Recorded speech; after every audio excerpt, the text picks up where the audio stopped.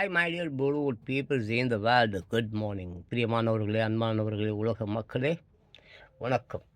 என்னடா இவன் ஒரு சினிமாக்காரன் தானே, இவன் ஒரு 18 வருஷம் சினிமாவில் இருந்தவன் தானே, சின்ன பிள்ளையில இருந்தே இவன் சினிமாவில் இருந்தவன் தானே, அப்படி சினிமாவுக்குள்ளே இருந்துக்கிட்டே சினிமாக்காரங்களையே திட்டுறானே. உலகத்தில் வந்து எவ்வளோ சினிமாக்காரர்கள் இருக்கிறாங்க, அப்போ எல்லா சினிமாக்காரர்களும் தப்பானவர்களா என்ற கேள்வி உங்களுக்குள் இருக்கும், கண்டிப்பாக இருக்கும், இருந்தே ஆக வேண்டும். எல்லா சினிமாக்காரர்களையும் நான் சொல்லவில்லை.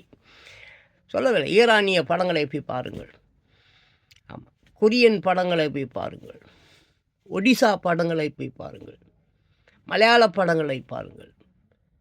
குறிப்பிட்டு தான் சொன்னேன். அதுக்காக ஃபாரின் பிக்சர்லாம், ஹாலிவுட் பிக்சர்லாம் போய் பாருங்கன்னு நான் சொல்லலை. சார்லி சாப்ளின் படங்களை போய் பாருங்கள். சார்லி சாப்ளின் படங்கள் அவ்வளோ அற்புதம். சினிமாவின் தந்தையே அவர் தானுங்க. எல்லாம் அவங்க தூக்கி போடுற கேமராங்க, அந்த ட்ரைபாடு, அப்புறம் அந்த ட்ராலி, அப்புறம் அந்த தேஞ்சு போன ஒடிஞ்சு போன ஃபில்டர்ஸு, லென்ஸு, அதெல்லாம் தூக்கின்னு இவனுங்க வச்சுக்கின்னு சினிமா படமாங்க எடுக்கிறானுங்க. எம்ஜி ராமச்சந்திரன் அவர்கள் சொல்லுவார்கள், சினிமா என்பது மிக அற்புதமான ஒரு ஆயுதம். ஆமாம், ஒரு பேனா இருக்குது. அந்த பேனா வந்து ஒரு எழுத்தாளன் கிட்ட போனால் அற்புதமான படைப்புகளை தருவான். அதான் ஒரு கவிஞர்கிட்ட போனால் அற்புதமான கவிகள் கிடைக்கும்.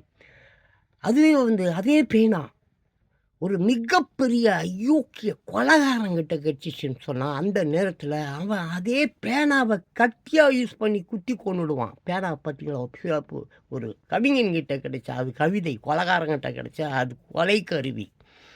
நான் என்ன சொல்ல வருவேன்னா, சினிமா என்பது அப்படி உலக மக்கள் அனைவரையும் சென்று அடங்கக்கூடிய ஒரு அற்புதமான சாதனம்.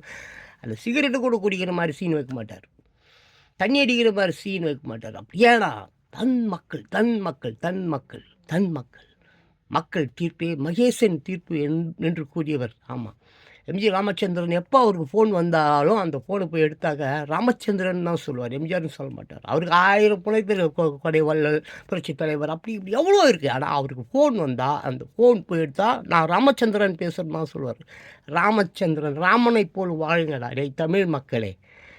அவர் பேரை கெடுத்து அவர் ஃபோட்டோவை போட்டு துண்ணாதீங்க. தான் நான் கூட வச்சுருக்கேன் அவர் ஃபோட்டோவை. ஆனால் பக்கத்தில் வெள்ளை குதிரை வச்சுருக்கேன். பார்த்தியா, வெள்ளை குதிரை தெரியுமா, கல்கி குதிரையில் வந்துன்னுக்குறான். அந்தி கிறிஸ்து வெள்ளை குதிரையில் வருவான், பார்த்துக்க ஜாகிரதையாரு. 26 வந்துடுவான், வந்து முடிச்சுட்டு போடுவான் எல்லாரையும். தப்பு செய்யாத, திருடாத, பொய் சொல்லாத, ஏமாத்தாத, செத்துடுவேன் சொல்லிட்டேன்.